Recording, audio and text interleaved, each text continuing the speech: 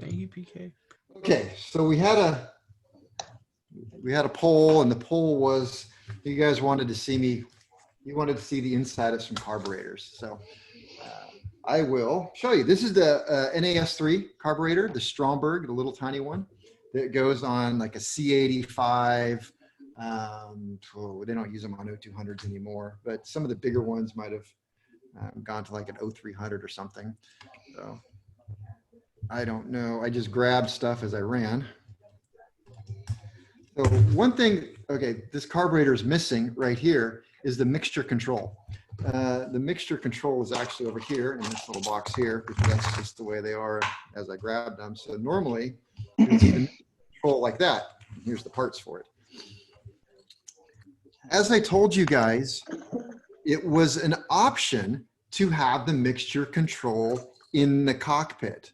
So it would not be uncommon to see a Cub or some plane like that with this wired in the full rich position. But a lot of them have been removed, and they put a blank off. They just put a piece of sheet metal over here.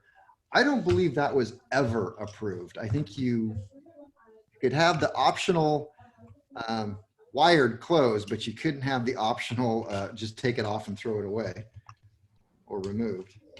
So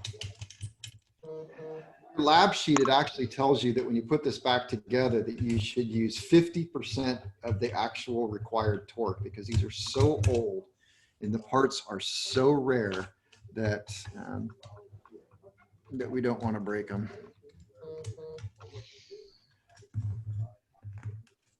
So this right here is the throttle arm, and as you can see, it just operates, does nothing more than operate the butterfly valve. We have the stops. This one has two stops. It has so this is idle right here. That's wide open throttle. So it has the idle stop screw, which is right here, which actually, that's what it hits up against. I can't really get a camera angle that you're going to see that in there, but it also has a screw here to adjust wide open throttle. That's pretty rare. You don't normally see that. You just see the screw. Back on the other side, that's not really working. So if you guys want to see something specific and you can't see it, make sure you holler out at me. The one thing I didn't realize about these compared to a car is those don't have a spring to snap back closed. Some of them do, but the spring is never there to snap it closed. It is always there to snap it wide open throttle. Oh, okay. Because that's what you want. All right, so we're going to pull this out, and there we go. So right here, what is this part right here? Idle adjustment control. Idle adjustment. So yeah, idle needle adjustment mixture needle. That's really all you would take apart on this one here. If you were going to overhaul it, you'd want to check these bushings, and the way you do that is, well, I'm sorry. If you overhaul it, you want to repair the bushings, but on annual inspections and otherwise, I always make sure that they're not real loose. Just kind of try and move it this way and that way and up and down. And that one feels pretty good. All right. So now we have the bottom right here. I'll take this gasket off very carefully. Set that aside. All right. So looking in here, we have the float, the needle, the venturi is right here. The main discharge nozzle is down in there. Let's see. I have a You see the main air bleed. You have a little screwdriver. Question is, can I get that screw out?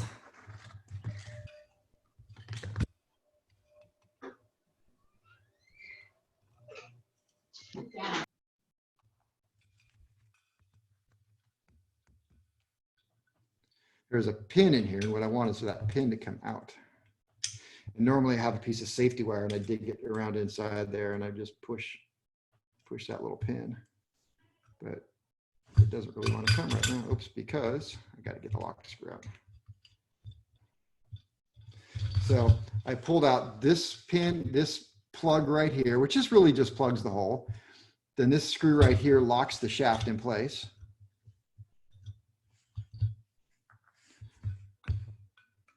Then I can push the pin out. There's the pin. Pull that out. Then I have the needle oops, the needle and the float. So you take the float and you shake it and you see if there's any fluid in there. This has a rubber needle on it. Some of them are white plastic. The whole thing is white plastic. It's called Delrin. Some of these are all metal. My memory is that these rubber ones had a problem with some of the auto fuel. So they were kind of discontinued. I did not bring in an appropriately sized wrench. So I'm just gonna not let you see this because this would be inappropriate. You can see how big my crescent wrench is right there. So loosen this up, take that out, pop out my Venturi. There's my Venturi.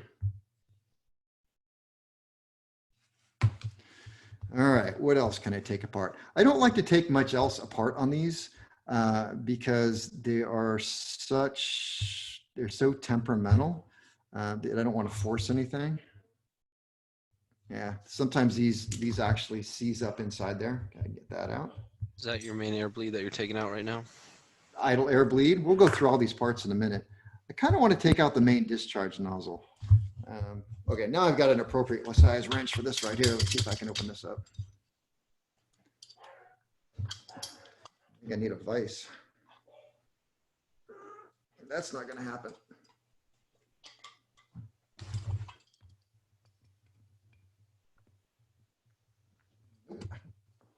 All right. Screen is behind there, but somebody's made sure that is locked on. Give me 1 second. Let me grab it. Torqued it like a Chevy. That was 1 second. He lied to us. Well, I guess class is over. I agree. I'm just kidding. I like your bird, Heath.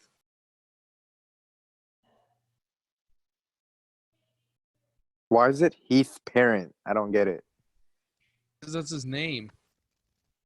That's his last Good. name. Because that's my name. Wait, what? Yeah, dude. Your name is Heath? Yeah. Yeah.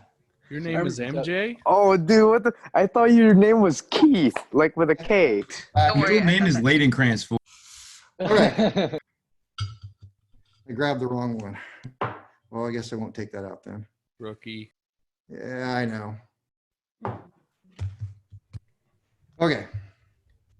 So rather than leave you guys to just sit there and do nothing, we'll go through this. Let me open something up over here.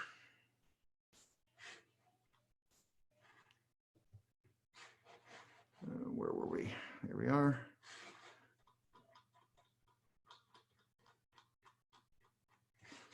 Wrong one.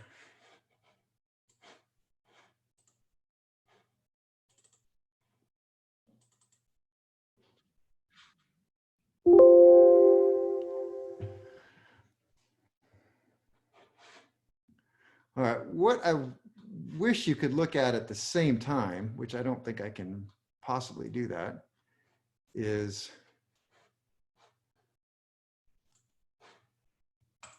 if you could look at that at the same time, that would be pretty cool. But I can't take this apart and let you look at that at the same time. So Oh, I mean, if you pin your screen, Yeah. we can see it. You can. I was just I doing it pin right my now. screen. Well, you don't have to. If we do it, we can see. Well, you got to be able to see what I'm doing here. And then Yeah, at we're the same seeing it. time. So We're able to see. Well, I was able to see what you were holding, and then the other screen. You're supposed oh, that's to. right. You can kind of, yeah, I forgot you can do that. So you're seeing, oops, I can move this over here and I can see what I'm seeing and see what you're seeing. So Oh, now we're at notes. I know. There we go. Right? Yeah. Perfect. Okay. So I don't know if that works for you. If you'd rather see the full screen, let me know. We can do full screen. But so going through what we have here, let's do. Has the ability to switch them. I don't think I can. I don't know how. No, I can on mine. When I click Oh. on the little picture, yeah, so it switches. So if everyone else has that, they'd have the ability to swap back and forth to have one a big picture and one a small picture. Wait, you do have that. Yeah, I do too. Yeah, I'm on an iPad. Yeah. All right, let's go through this a little bit. So let's talk about idle circuit. Okay, so I were doing an oral with you, I would want you to, I would say something like, all right, explain to me the fuel flow through the idle circuit, all right? And so looking for the fuel comes in through this opening right here, and then it goes past the screen. And the screen, and I just will help you guys. So the screen is checked at least every 100 hours. Don't say something like every 5 hours, 25 hours. It's a little ridiculous for these things. So every 100 hours or annual is what I recommend for changing the little screen that's inside there. I can see it down in there if I had a flashlight. All right, so it comes through there. Cone, or is it like flat flush? The screen? Yeah, is it a cone kind of in the picture? It is, it's a cone in there. Maybe you add a brake or something. I'll try and loosen this up out in my garage or something. I just don't know. I wasn't able to do it. So, okay, so through here, past the screen, up and out of the seat. All right, and I don't know if you guys can see it, but there's holes down inside of here where the fuel actually comes out. It doesn't come out the top, it comes down out of down here, okay? So fuel comes out of there, is the needle sits in there, and it's going to fill up until such time as the float comes up, pushes down on the seat, and locks it off. And there we are, right? So the fuel bowl is full of fuel. And when we start up the engine, the Venturi is going to have absolutely no effect because the throttle plate is closed. I wonder if we can actually see what's going on inside here. All right, let's see, there we go. So inside the throttle plate, you should be able to see, might need a little more light, 2 holes. I don't know if you can see them. There's 1 hole right at the tip of my screwdriver now, and the other hole right there. All right, so you have those 2 holes. We also have a little hole right here in the throttle plate. And my belief is that if I hold a flashlight under there, it looks like there's actually a lot more opening than there really is. Maybe that wasn't the best thing, but there's really not much opening around the edge of this. So I believe that little hole there is just allow a certain amount of air to flow out and through into the engine. Otherwise, there's just not enough with that butterfly all the way closed. So, all right, so we have those 2 holes. So where is the fuel going to go? So back to our discussion here, there's only one way out of the fuel bowl, and that is through this right here. Care to guess what that is? The main metering jet. You got it, main metering jet. Okay, from the main metering jet, it's going to go through this passage up into the main discharge nozzle area. All right, from the main discharge nozzle area, let me see, up through, now I take that back. Where's my flashlight? We're doing idle circuit. Okay, so idle circuit, it's going to go through this way towards, oops, get my camera right, out here towards the main discharge nozzle, and it will fill up the main discharge nozzle up until it's even with the fuel bowl. So we do have fuel in there, but at the same time, this hole down there, if I were to get a flashlight and look down in there, I can see all the way down in that, oh, you can't, but that passage is drilled all the way down in line with here. So there's a shared passage. Let me see over here. Do we have it? It's right here is where I'm looking at. And now I'm holding this tube, which screws down in there. So this tube here is the idle metering tube. And you can see right there, that very little tiny hole in the end is in fact the idle metering jet. And now you can see all the little holes, hopefully, not too close, focal length. You can see there's a hole here, a bunch of holes here around the bottom.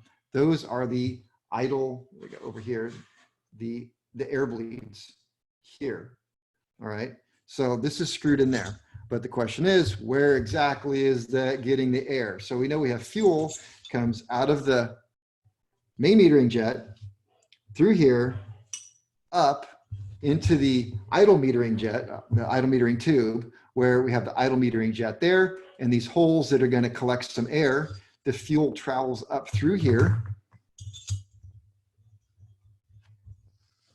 This sits there, so you can see that it goes to here. So fuel is going to come up through here.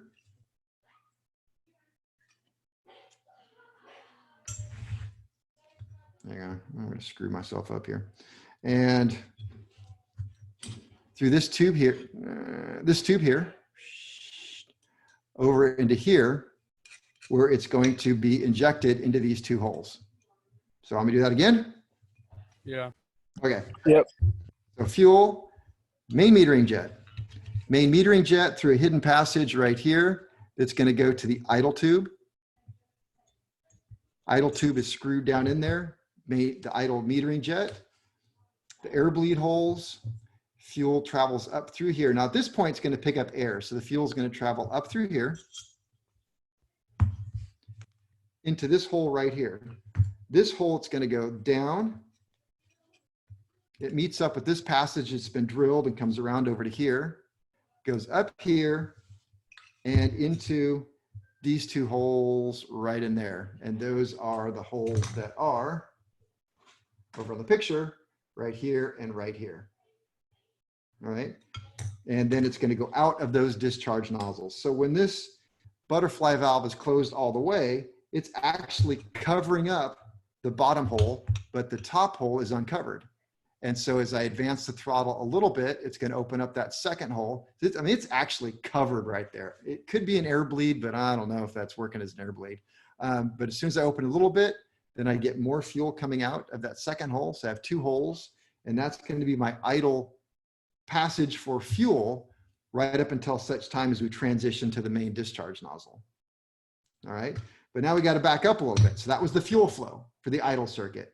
So again, main metering jet doesn't do anything. Passageway, idle tube up, idle tube into here, from here over to this side and up. Now, of course, this adjusts the idle mixture, and that just goes in here. So the more I screw it in, the more it's going to close off this passage right there. So it can't be all the way closed. If it's all the way closed, I get no fuel. So it's open 1.5 turns usually. All right. And we talked about these holes down here where the air is going to come in. Well, where's the air going to come in? Air comes in right here. There's a little hole right there that's drilled straight through to that tube. And that is behind the venturi. So it's behind the venturi.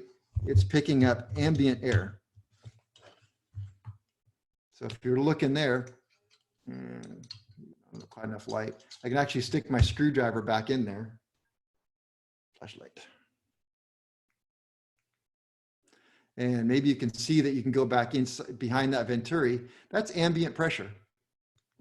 So it's not suction, it's ambient. So I have, and not ambient, when I say ambient, not the stuff that helps you go to sleep at night. All right, so the little air is going to come through here, and it's a little tiny drilled hole right in there. You can see a bigger hole, but inside it's a very small hole.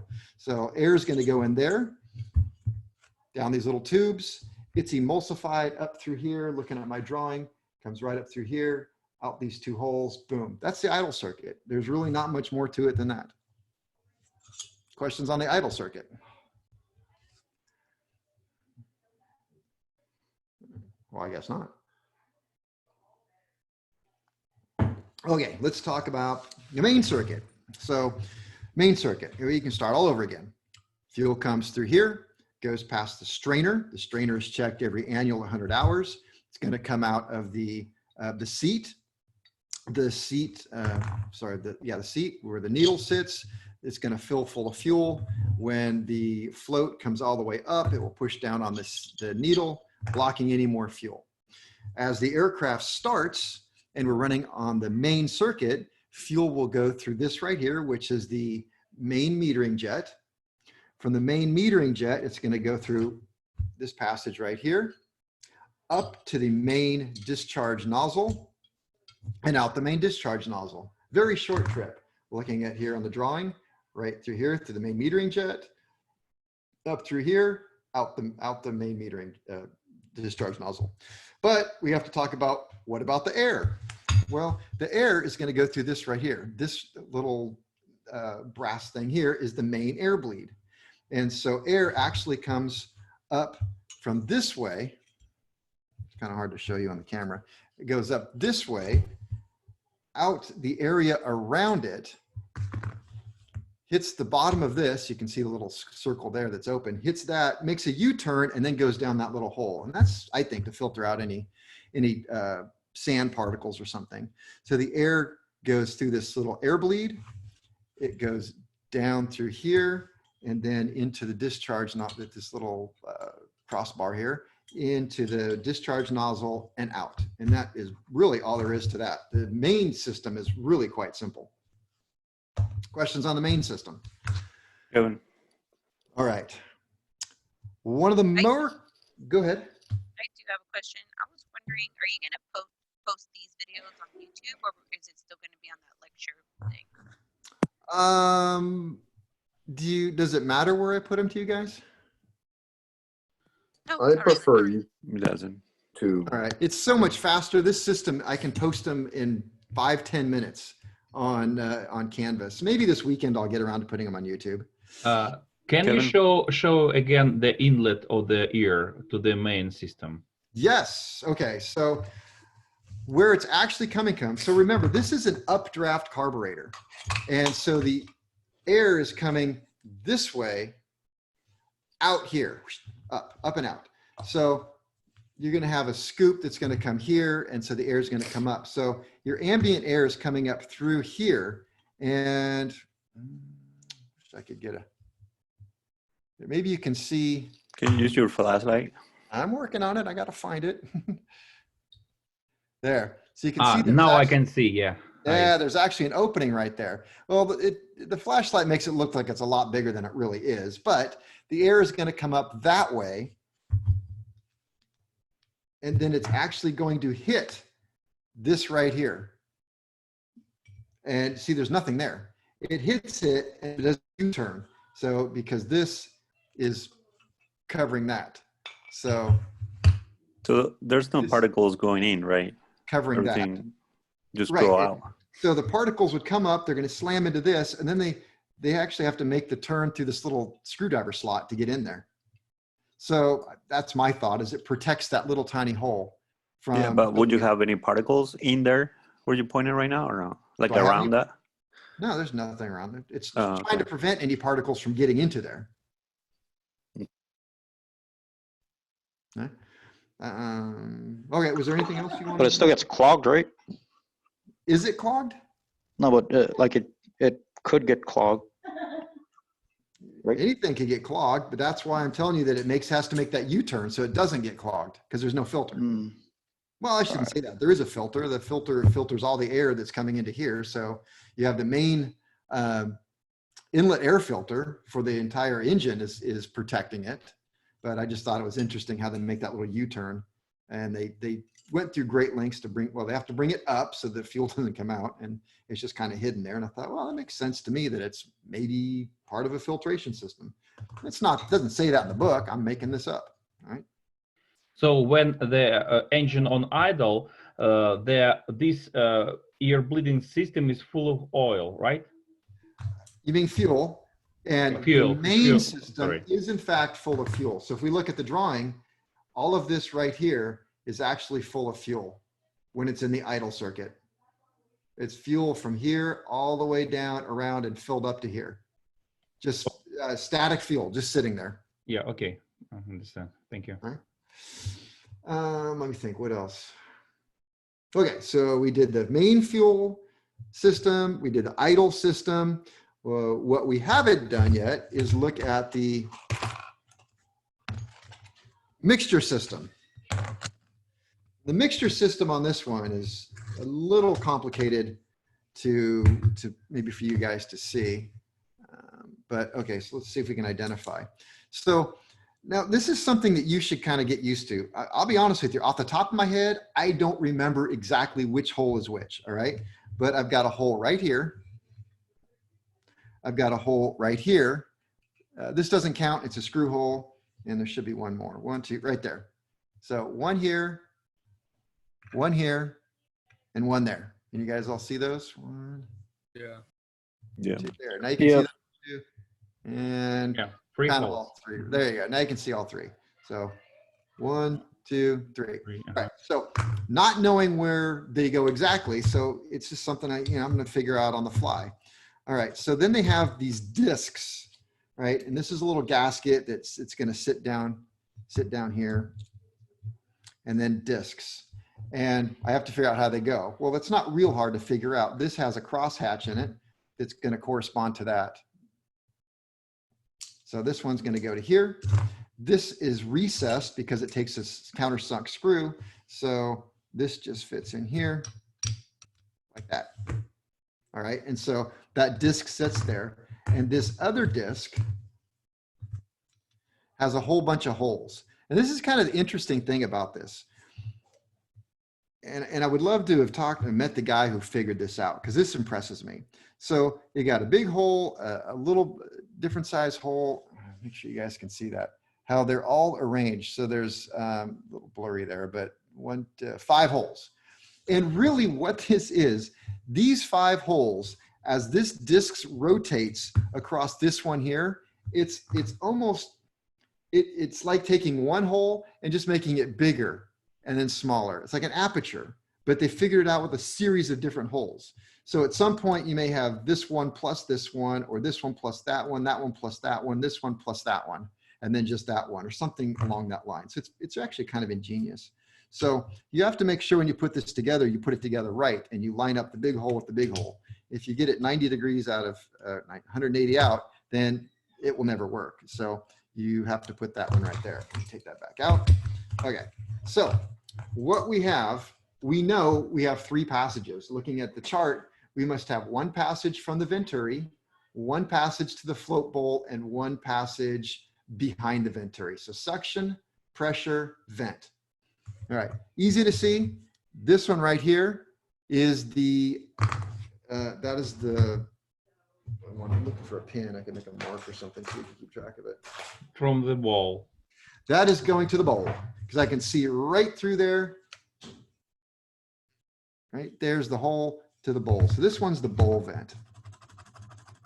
So that's the bowl vent right there. All right, and then we'll look at the other one, and I see this one right here has a passageway that comes right back into here. So this one is behind the venturi. So that is the other yellow one. All right, now we're just missing the one that is pressure. Let me find that one here. So we have 1, 2, and then this one right here. Actually, I think we can see both of them right here. So we have I might need this flashlight. So we have a rather large one and a small one. So the large one, which one do you suppose that one is? Yellow or blue? Yellow. Yep. And the small Yellow. one, yep. And the small one up there. Blue. Okay. So that's easy. So this one is behind the venturi, and this one is not. So, and you can see the little dirt ring in here, or at least I can, right where the venturi goes up to and settles in. You got to make sure you put your venturi in the right way. So I have it behind the venturi, and then this, the little blue one, you can actually, once the venturi is in place, I can still see it. So, all right. So under full rich condition, I'm looking for the yellow hole to be wide open going in. And so that's exactly what we've got. So I'll put these back in. So under full rich conditions, this big hole lines up with that big hole right there. And then as I rotate it, let's say I'll go full lean. When I go full lean, I'm going to block off. I'm going to block off that big hole, but this hole and this other hole, you guys can see that is lined up right here. They are not blocked off. They are still wide open. There you go. There we go. So those 2 holes are still wide open, and this hole here has been blocked off. Looking at the drawing, that's the same as blocking this off and leaving this passage to go across to this passage. And then if I rotate this disc back so that I can see the holes lining up inside there, then that is back to here, full rich. So full rich. And then as I turn it this way, the holes get smaller, smaller, smaller, smaller till they're blocked off. And that is the same thing as blocking this off. You follow that? Yeah. Right. And the way you want to make sure that you put this together is to line up the big holes, put this, and this actually says on here, rich and lean. Sometimes it says R and L. And my favorite question is, well, what are they talking about right and left? And then you'll be standing there going, I don't know what they mean by right and left. And you'll go away and come back 10 minutes later mad at me and go, okay, that wasn't right and left. It was rich and lean. So rich and then lean. Sometimes I like to put it in lean and I pull it out real careful and I can look at it and see, oh yeah, it is lean just like that because I moved it. So that's lean. So that's really all there is about this. Those little holes represent the restriction that you drew on the PowerPoint when you were going over it. Yes. Yes, right in this area when I made the restriction here. So it's this plate is sliding and making this hole right here smaller and smaller. You can see that on the drawing. It all makes sense now. Does it? Okay. So let me think. That covers everything on the drawing. So I keep forgetting, you guys are probably looking at that in very small. So during an oral, I would end this with something like, explain to me how you are going to set idle speed and idle mixture. I will always ask that. You can count on it. And if you cannot answer those questions, not so good. Sorry, I'm drinking tea. Okay, so this is my answer. This is if you were giving me the oral and you asked me how would I set idle speed, idle mixture. This is how I would answer that. Probably I would just pee myself a little bit and say, I don't know. No, I would say, well, okay, well, out in the field, what I would want to do is I would want to make sure that I have all of my controls set up, and I would double check to make sure I have cushion. And remember, cushion means that it hits the stop here before it hits the stop in the cockpit. And I would make sure that it goes all the way forward and hits the stop, all the way back hits the stop. Then I would make sure that my my mixture control, same thing, goes all the way to rich here and hits the stop, goes all the way here and hits the stop, and not in the cockpit. I would take the needle, I would screw it all the way in until I got just enough resistance till it was obvious that it wasn't going to go anymore with my fingers. There it is, it stopped. I'm going to rotate it out 1.5 turns. Half, 1, half. I'm going to start up the aircraft, and with this particular carburetor, I will just see how it runs. If it runs well, I have no black smoke, and it smoothly accelerates, I will probably leave it alone. However, if I wanted to get really fancy and technical with it, I would put somebody in the cockpit, I would pull this to idle and stop it at idle. And I would screw this in, now I'm making up some stuff, probably all the way. I would back it out maybe half a turn. And I would start the aircraft, and I would hope that I don't get my head inside the propeller. And remember, this is very dangerous. And I really wouldn't do this on a real aircraft, but you can do this on the ground power unit. That's much safer. So if I'm doing this on the ground power unit, I would start it up maybe with this about half a turn out. And that should be, so it's in pretty far. That should be pretty lean, but I want it to just barely run. And I'm going to unscrew it very slowly, and I'm going to watch the RPM rise. And I'm going to watch the manifold pressure go down because I'm not moving this. Manifold pressure up, RPM up, manifold pressure down, manifold pressure up, RPM, I keep doing it backwards. RPM up, manifold down, RPM up, manifold down. And I'm going to keep doing that until they peak. And I'm going to get to a point, and then as I turn it out, the RPM is now going to start going the other way. It's going to start going down, right? Start getting less and less on that RPM. And the manifold pressure two would go, wow, I'd really screw it up. Less suction, so less suction. So I'll just stick with the RPM so I quit screwing up. So RPM starts going down. Oop, that's the wrong way. So I'm gonna go back the other way until I get RPM peak. Got it? So RPM is peaked at the maximum, and then, do I wanna screw it in or out, guys? Out.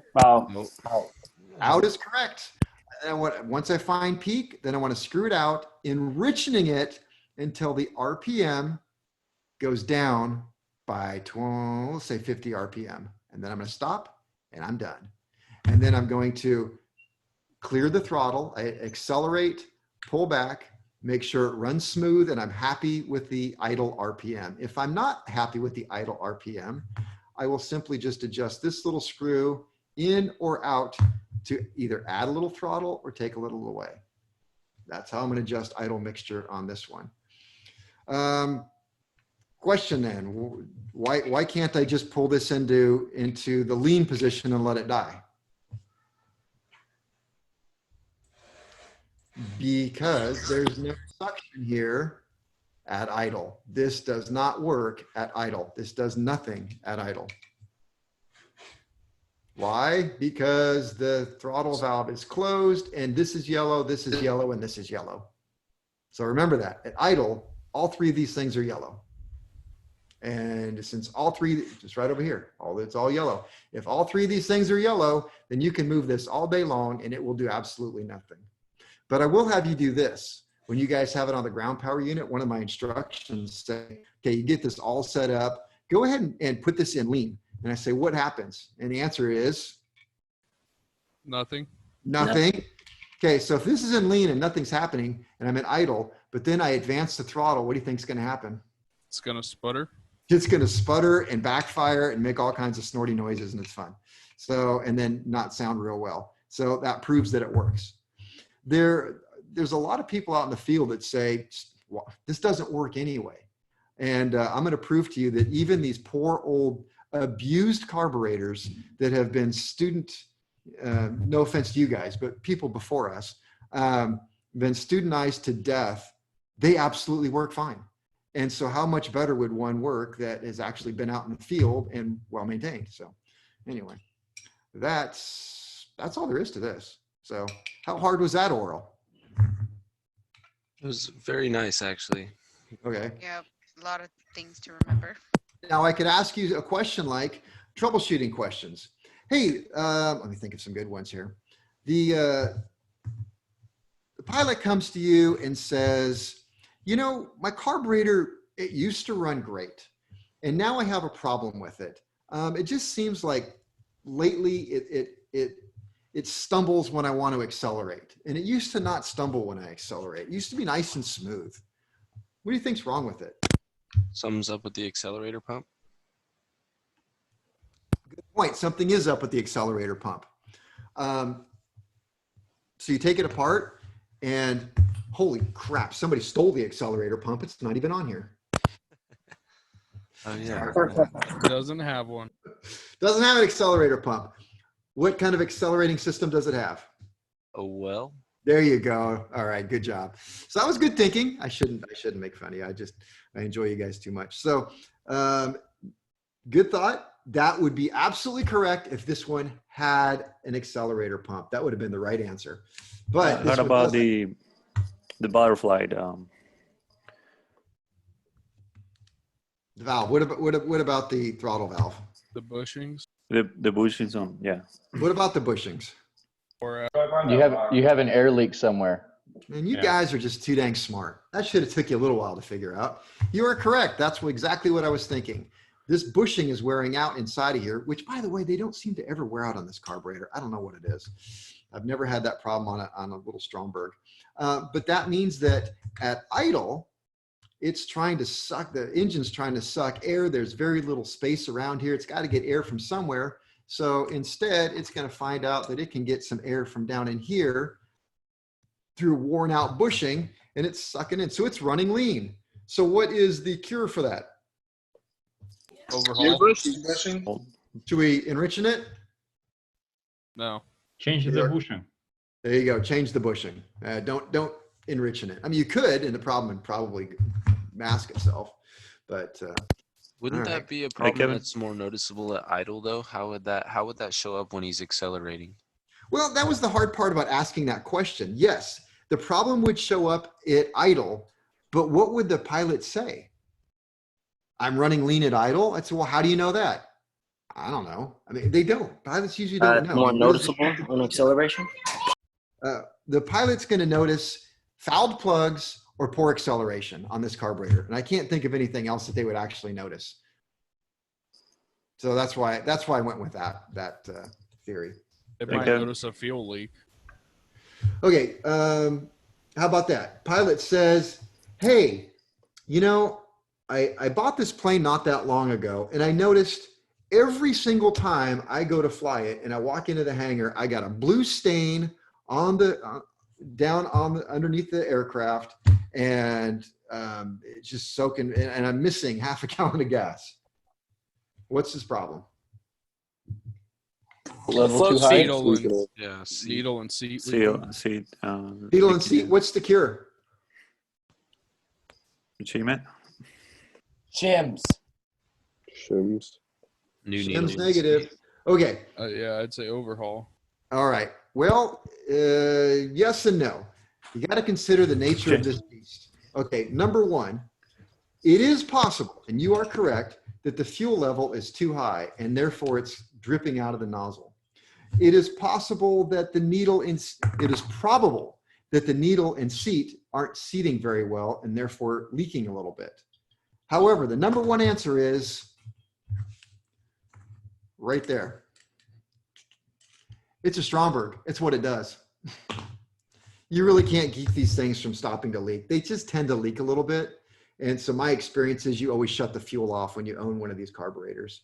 Just, I don't know why that is, but So you're saying it was a trick question? a little bit of a trick question, but you guys answered it even better than that because you came up with great ideas. Maybe the fuel level is a little bit too high, which would actually make it run rich across all of its range. Or perhaps it was leaking through the needle and seat, which they tend to do. I'm not saying they all have to leak. You could get one with it. They just do a little bit.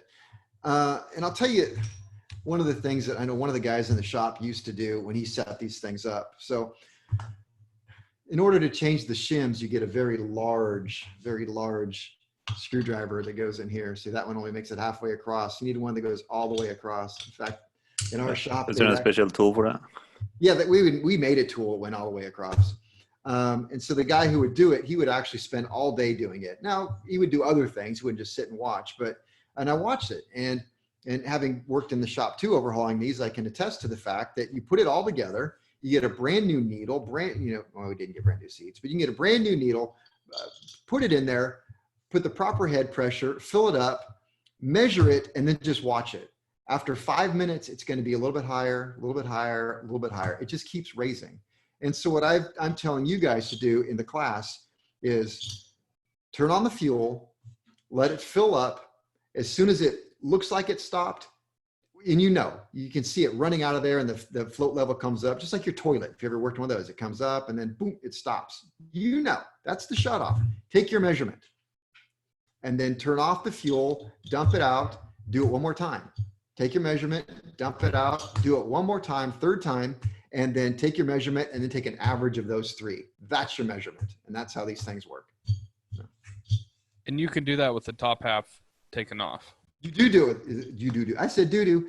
You do it with the top half off. That is the beauty of this carburetor. You actually take this part and now you have to take this and you have to level it both this way and this way. It's going to be perfectly level.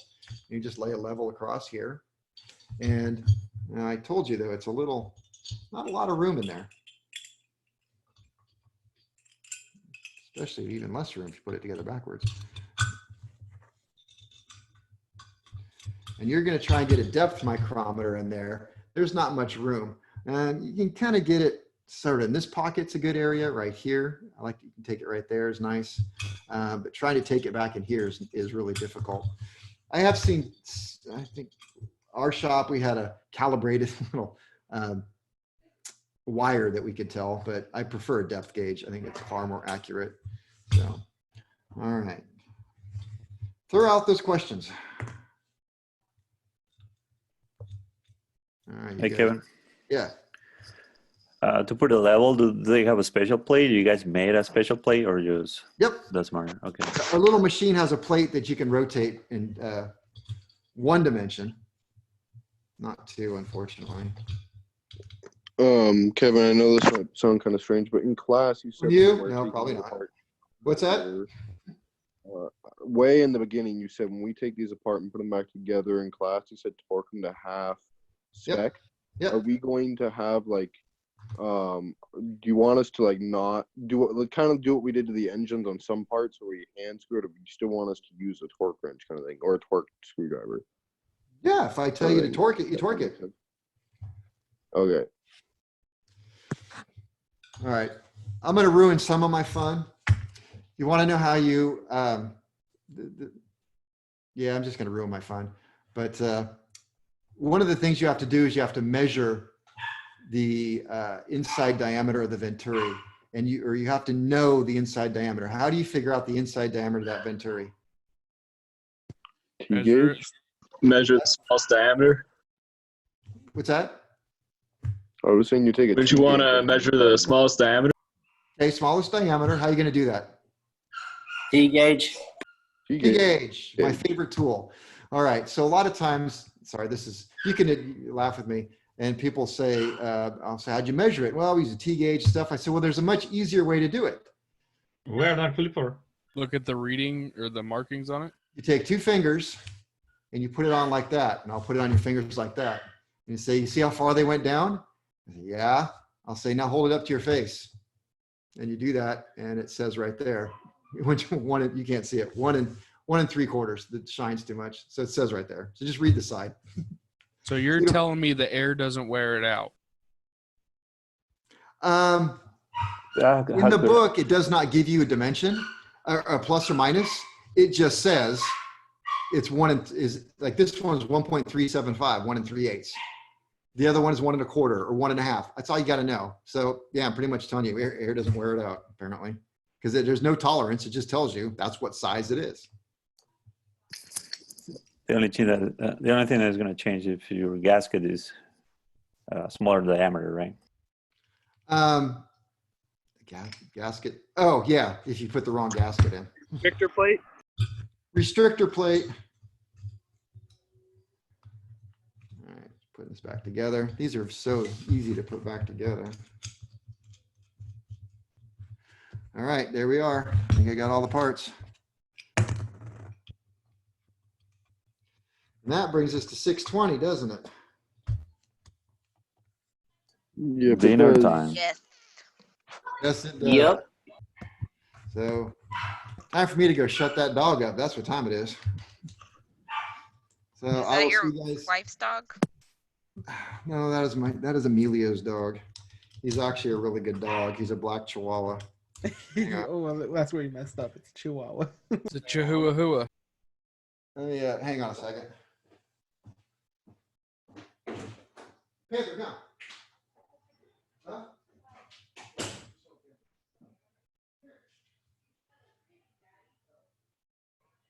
What y'all guys having for dinner? Shrimp. I'm having shrimp with Alfredo pasta. Chicken adobo. Panda Express. Corned beef and cabbage. There's Panther. Whoa.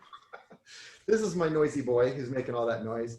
Apparently, we were teaching him to speak out there. Did you speak? Did you speak? Oh, you're a good boy. Okay. Evan, you said Panther? That's Panther. He's so Yes. cute. Not Because Puma. I am such a Black sassy Panther? man. I have a black dog named Panther. So Man, It looks pretty and vicious. That's strong actually, names. that's how we ended up getting Zeus, because Katie was bringing him around as her little service dog and trying to train him. And she was doing such a great job of training him that, but he tried to bite Larry Johnson. Oh.